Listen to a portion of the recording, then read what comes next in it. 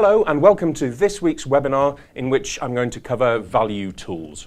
You will, hopefully, if you're able to cast your mind back to your time with the single sales principle, remember the concept of value tools and what they were all about and importantly where they fitted in the decide sales process. But what I'm going to do across the course of this webinar is refresh your memory on a few of these areas, and then I'm going to build on some of those areas to look in a bit more detail at how we actually use, from a practical point of view, those value tools.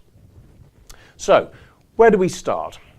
Well, the value tools fit at the very, very end of the decide process. And there is an argument that actually, if we've done a cracking job in using the single sales principle, we actually will be in a position where we don't actually need to use the value tools at all. If we've been through and we've really prepared ourselves, so we have got our value proposition absolutely clear in our mind, we've established our credibility, we've confirmed the opportunity, identified compelling needs, and that's the most important bit, then when we get to demonstrating proposition, what actually happens is that they just want to buy, because we've demonstrated the proposition in such a way that ties in so closely with the compelling needs that have been identified, that they actually lean forward to us and they say, give me the piece of paper, I want to sign it, here's my checkbook, here's my cash, here's my credit card. Now the reality is, that doesn't happen particularly often. And the reason it doesn't is we need to have some sort of discussion around value. But it's not as big and scary as it used to be in the big bad old world. To take you back to that, let's go back to the way that the single sales principle was created in the first place. The single sales principle was created to change this old school self-centric pyramid the other way around. The self-centric pyramid basically had a little bit of introductory chat right at the top, pretending to be interested in the customer. It then had quite a lot of us talking about our product and our service and what we could offer and so on in the middle, not tied into anything that the customer had particularly said, because we hadn't listened, we'd just asked them whether they'd had a nice holiday and smiled at them perhaps. And then what happened is we needed to work incredibly hard to get the decision made. And this is where a lot of the mythology around selling, that it is all about closing and always be closing and how many different closers do you use and all of this sort of stuff comes from. Because actually salespeople operating in this old self-centric style of selling had to work incredibly hard on the decision because they hadn't made the link between their product and their service and what the customer actually needed. So we now look at the new way of selling, and the new way of selling is saying, do you know what, let's really understand the customer, let's really understand what their needs are, and once we've got those, and we've done lots and lots of questioning to find out which of those are the most important ones to them, and we've tested intention and tested motivation, then and only then can we go and talk about our product and service. And that's where we get into the let's talk about me element. When we get there though, they are probably going to be really interested, because we wouldn't have got there had we not identified needs that we knew would fit with the way that we were going to present the product or service. So at this point, life is going to get easier, which is why it goes the other way. The pyramid is the other way up. This decision part still needs to be done, which is why it's still there at the bottom. People will still need to know how much is this going to cost and get the sense of value, but it should be a lot easier. There should be a lot less work involved than in the old school way of doing things. So it's in this very bottom bit, it's in this bit right at the very bottom of the decision that says, actually, how do we get people to perceive the value that we're offering them? And that is where ensure value perception comes in, and the value tools are a way of going about that. So, as a little refresher on the value tools that hopefully you all remember from your days with the single sales principle, these are the 5 value tools. What I'm going to do now is give you a little refresher on 4 of them in particular. Those 4 will be all of them with the exception of concessions, because concessions is where we get into a lot of the negotiation elements, and those are going to be dealt with via separate webinars. We're going to go into a lot more detail around negotiation on those. So for the purposes of this session, I'm going to refresh your memory on anchors and deadlines and decoys and freebies. And then I'm going to go into 4 or 5 new approaches or additional insights into using these value tools that I hope you'll find really useful. So let's have a look into the first one. The first one is anchors. If you don't remember anything else of the value tools from your single sales principle course, I would imagine this is the one that you would remember. This is the one that everybody always talks about because it's where we cover the toothpaste challenge. And what we talked about, the purpose behind the toothpaste challenge, was to try and see not just what the prices were of these different toothpastes and what sort of people bought them, what sort of cars they drive and all of that sort of stuff. What it was really about was saying, we are getting a judgment call that one brand of toothpaste is very expensive and one brand of toothpaste is very cheap. But we need to understand where that call is coming from. What is it in our mind that is creating this idea of expensive or cheap? And one of the things that does create this idea of expensive and cheap is having an anchor price in the middle. And the anchor price in this example is simply the best known brand within the market and a price that people are most familiar with.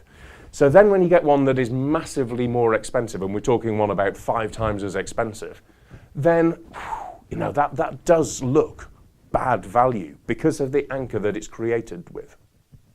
If you then look at one that is sort of 5% of the cost, then you look at that and you say, well, crikey, that's really cheap. But the only reason it's got that cheap judgment against it is because of the anchor point that is in place. Now you see this in real practical examples all over the place. Whenever you go into a store and you see a label that says, here is a price that it used to be and here is a price that it is now, they are trying to get you in the frame of mind of thinking about the original price as the anchor, and therefore increasing the sense of value perception of the new price. So I love this example partly because it's a misprint as well.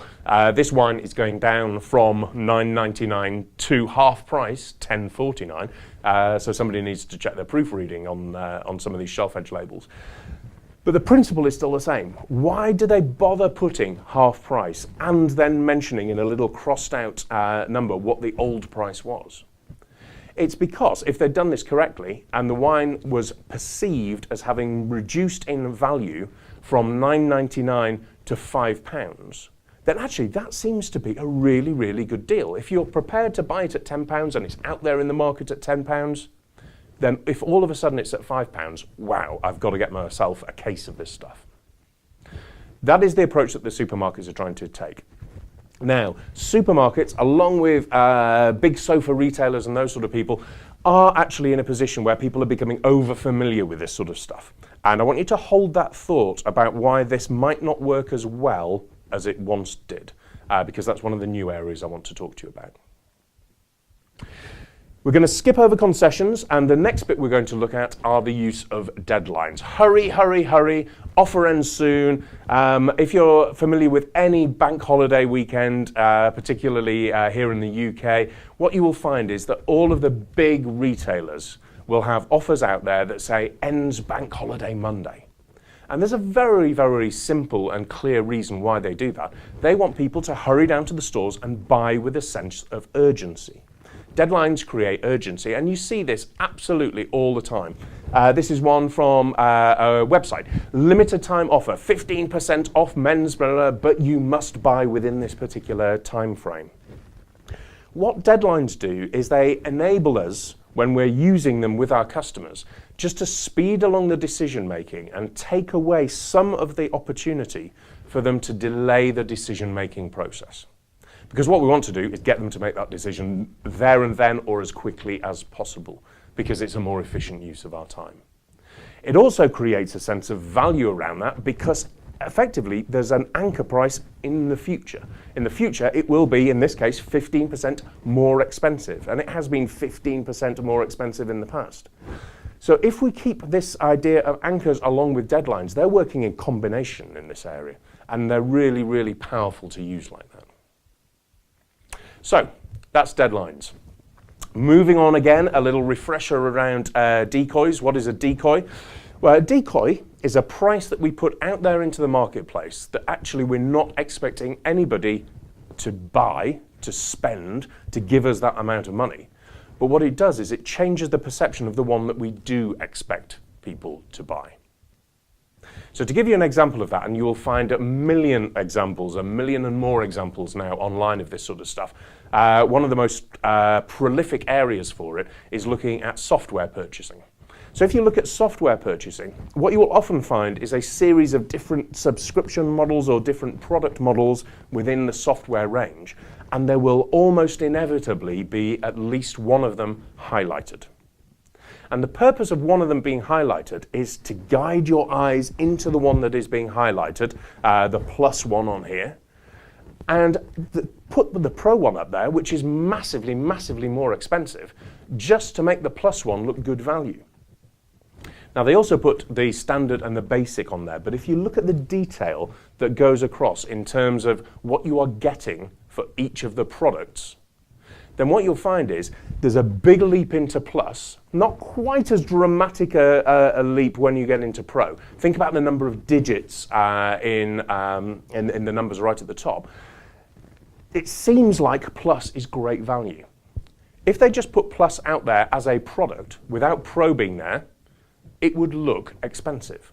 It would certainly look expensive if they just had the three of basic, standard, and plus. But they have the pro there very specifically to say, do you know what, some people might buy it, and great. But more importantly, we are going to get people to buy into plus rather than standard or basic, because we are changing the way that they perceive the value of the product simply by having that column that says pro in there. So that is how decoys work. And then finally, in terms of the refresher, looking into freebies. Now, freebies are very simple, giving stuff away for free. And again, happens an awful lot. One of the challenges with freebies is actually making sure you get value out of what you're giving away for free. Because actually we want to get people to see the value of the free thing as opposed to just discard it and say, oh, here's a free thing, help yourself. We need to make sure there is a value attached to that free thing. One of the prime examples of this is free Wi-Fi. Free Wi-Fi in hotels, free Wi-Fi in coffee shops, and so on.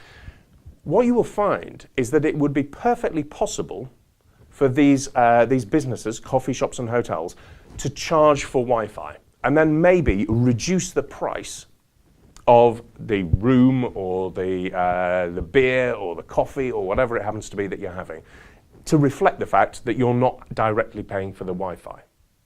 Then they could add a penny or two or 5 pence or a pound or £5 or whatever it is for the Wi-Fi service. Now that would be a legitimate business model. The reality is it just doesn't work as well. And very, very few hotel chains now are offering paid Wi-Fi, because getting something for free intrinsically feels good. And people like it. People don't want to be paying for something that they believe should be a free service. It's particularly tricky with something like Wi-Fi because people actually believe, do you know what, there's no incremental cost to the business of me logging on versus everybody else, so why should I pay for it? And it's much more powerful as a tool to drag people into your coffee shop by offering free Wi-Fi with the coffee than saying our coffee is 3 pence cheaper than our competitors. Oh, but by the way, you've got to pay for your Wi-Fi when you get in there. You're making it a slightly cumbersome approach for the customer, and you're not getting the incentive of this idea for free. The cumbersome approach bit I'm also going to talk about a bit later in terms of new ways and new approaches to looking at value tools. But that's what we mean by freebies. So let's look at the first bit of detail on a new way or an additional way of looking at value tools. And what I'm going to look at here is this idea, this concept of heuristics, which I think is a fabulous word to start with, but it's a word that's not particularly well used or particularly well understood, although what it means is very well used and is very well understood. What heuristics means is a rule of thumb or best practices, what we're used to. It's an intuitive, gut feel, instinctive type thing. It can be called common sense. All of these sort of things apply to this concept of heuristics. And this is where a lot of anchors come from. A heuristic is this rule of thumb that enables me to determine whether something can be expensive or not, whether something is good value or not. And the real challenge of this, and this is why heuristics is a much, much broader scenario than simply looking at the value tools, is actually that With heuristics, it might be just nothing to do with the product or service that you're offering. It might just be instinctively that feels like a large amount of money. Imagine this situation. You're selling something that costs £50,000. Is that going to feel expensive or feel cheap? Is it going to feel like good value or poor value to the customer? Well, partly you could use the normal anchor pricing part and look at competitors, look at what they've paid for in the past and seen, well, actually, how does this stack up? Is it looking like a good deal? The other thing that heuristics broaden it into is, what does £50,000 as an abstract concept sound like to that individual? If you're talking to certain organisations, £50,000 is a massive amount of money that regardless of what you're talking about, it just feels expensive because it's a really, really, really big number. But for other organisations, what you'll actually find is £50,000 is an utter drop in the ocean. I remember pitching for some business many years ago to one of the world's largest companies. And this was, well, this will date it because it was when we first started out in the training business, so 13 years ago or so. And I was desperate for this particular deal. It was a real biggie. It was going to be my first real big deal. And the value to me was £75,000. Now, in my head, my heuristic was £75,000 for doing one job, for doing one deal. Wow. Yeah, this is huge. Because my experience was £1,000, £2,000, £3,000, £4,000, £5,000, maybe up to 10, something like that. So 75, wow, this is going to be, this is incredible. My heuristic was based on completely different types of work, completely different situations, completely different customers, but just instinctively, that is what the money felt like to me. It felt like a lot. It felt very, very expensive, potentially poor value. But one of the things that happened when I went to talk to the customer about it is they looked at it, and for the, I don't know, third or fourth or fifth largest organisation in the world, £75,000 is nothing. It's a drop in the ocean to them. And because of that, my nerves at going in to talk about this were completely and utterly unnecessary, because their heuristic about what was a large amount of money was completely different to my heuristic about it. What was a large amount of money to them is spending £30 million on an advertising campaign. So spending 75 grand with poor old me was next to nothing.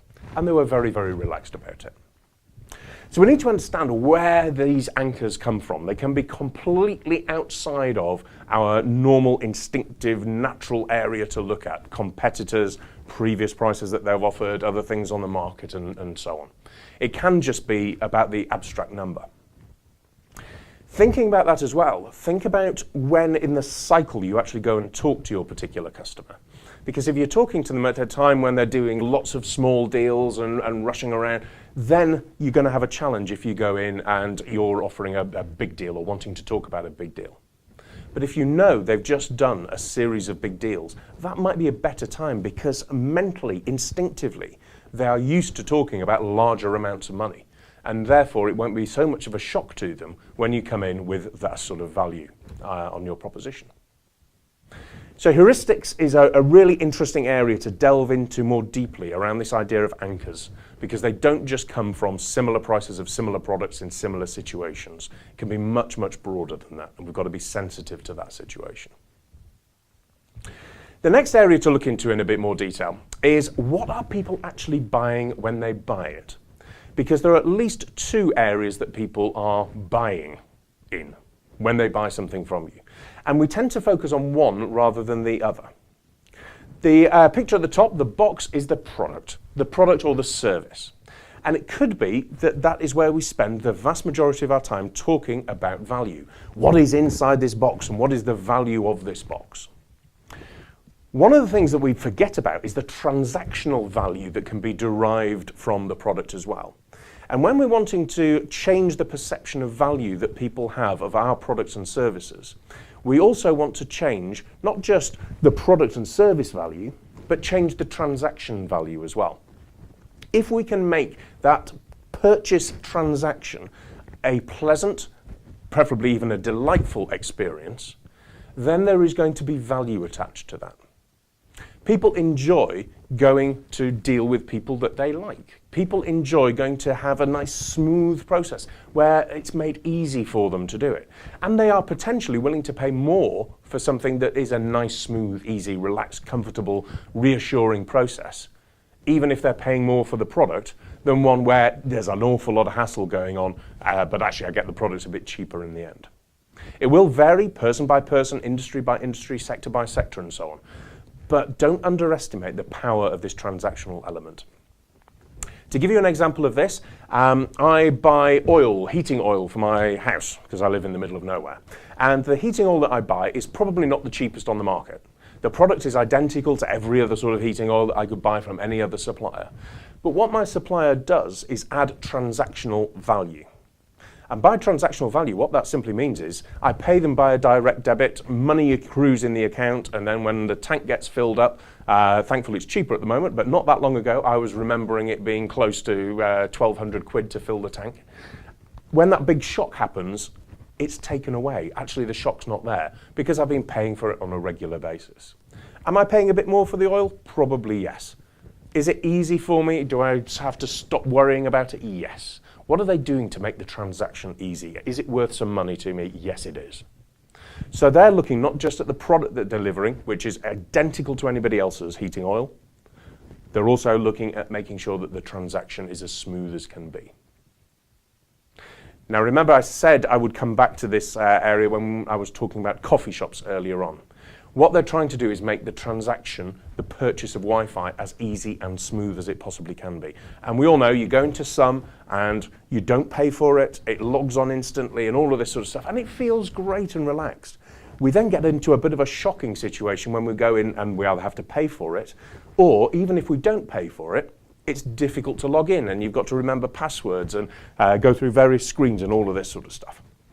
What they're doing there is they're adding value to their entire proposition by making the transaction really, really easy and smooth. The next thing to have a think about as well, and I want to prompt you thinking on this, is the idea that being expensive is a bad thing. Now, in certain environments, at certain times, of course it can be. But what I'm talking about here is actually the possibility that being expensive can be a very, very, very good thing. If you've ever been on an aeroplane and you've picked up one of the high-end magazines on the aeroplane, this quote from Thomas Paine will ring true to you. What we attain too cheap, we esteem too lightly. It is dearness only that gives everything its value. And the reason I say you pick up these in-flight magazines about it is the watchers. They're the ones that always strike me. You've got John Travolta, or maybe somebody a bit more up-to-date these days, standing around with an aeroplane, surrounded by beautiful people, with a beautiful watch on, and it happens to cost 30, 40, 50,000 pounds. Is that a large price for a watch? Well, yes it is, because the one that I've just taken off was from Tesco's, and it was a tenner. So the idea for me of spending £50,000 on a watch is just out of this world. It's just unbelievably weird. But a couple of things about it. One is people will do it, and number two is actually part of me, if I'm really, really honest, part of me is thinking because it has that spectacularly high price tag attached to it, it must be pretty good. There must be something fundamentally different because there's no way they could charge that amount of money for something that is essentially the same and tells the time like my watch does. Now, the reality of the situation is I get all sort of realistic and analytical about it. But communicating this price as a really high price can be a very powerful thing to do. Because if people say, that sounds expensive, in part of their brain they are thinking, I wonder why. I wonder why it is as good as they're saying it is by communicating that price message. So don't be scared of being expensive. Don't be scared of putting big numbers out there. Partly the heuristics of your customer might be different from yours and they might not think it's expensive in the first place. But partly the actual number communicates a sense of value in itself. That's why with freebies we need to be really careful, because if we attach a price of free to something, what we're actually saying is potentially it's worthless. We don't want to do that. We do want to do much more of the opposite, which is attaching a high price to something and saying, as the L'Oreal ads go, because we're worth it. That's what Thomas Paine was talking about. The next one that I want to go through, the penultimate one, is looking at how we actually position value. One of the things that we often do with a price is we give a price, we give a numeric cash monetary value on something, and then get tempted to leave it there. Actually, a lot of what we need to do is then look at how things have changed, how things have evolved, what they compare to, and help our purchasers through that process of understanding how our price compares to other things that they have done or could be doing. But the question is, how do we go about doing that? Is it £10 cheaper? Is it 50% off? Is it half the price that it was last time? Is it save £1,000? The reality is there is no one right answer to this stuff. What we need to do is actually look at how it sounds best. Which format of mentioning the saving that we're doing, or the increase or the decrease, which way does it actually sound more powerful and more profound when we're having that conversation? It might be using percentages, it might be using cash amounts, it might be using indexes year on year, or all of these sort of things. One of the things that we really need to do if we're going in to talk to somebody about a price that is different to one that they're used to is actually investigate lots of different ways of positioning that price so that we can get to the point of saying, actually, I shall pick and choose from the right ones of these to see which one is going to work best. You've got a range of tools to use. One of the prime examples of this is talking in a business-to-business sense to customers about margin. Margin is a real challenge, and I remember dealing with a retail business over in Ireland. This is really casting my mind back now. We're probably going back close to 20 years. And this retail business, we were launching a new range of products into this retail business, amongst others, and the margin, the percentage margin, the gross margin on this product was less than the category average margin that this retailer was used to seeing. And the debate went on and on and on. Why is it below average? It is going to destroy my internal KPIs. It is going to reduce my category average margin. This was what I was getting hammered with day after day after day, meeting after meeting after meeting. And fundamentally, what I had to do was change the conversation away from this percentage stuff because it was true and there was nothing I could do about that. I had to move it away from that and talk about the margin in a completely different way. And the way that I approach this, and this will show you the date of it because this is before Ireland went into the euro, so we're still dealing in punts at that point. I actually said to this buyer very directly, do you know what? When you open your paycheck at the end of the month, do you get paid in percentage points or do you get paid in punts? And she obviously answered, yes, I get paid in punts. I said, well, why are we having this conversation about percentage points then? Actually, what we need to be doing is talking about punts. We need to talk about the cash value of this proposition. How much is this going to deliver into the business over and above what you are currently getting? And that transformed the conversation. Because instead of talking about changes in margin, which was a KPI inside the business, we were talking about it in a way that actually said this is going to drive real cash into the tills in your stores and therefore into the pay packets of the people who work for the organisation and into the dividends of the shareholders who own the organisation. And when that happened, a light came on. Now, there was work to do internally, and it wasn't as easy as I've made that sound, but there was internal work that needed to be done that said, actually, my KPIs are wrong. I need to be looking at the amount of cash that I'm generating for the business. Cash is king. But it took the conversation away from an area that was an uncomfortable way of talking about it, the percentage margin, into a way that actually I had a much more compelling value proposition to offer to the customer.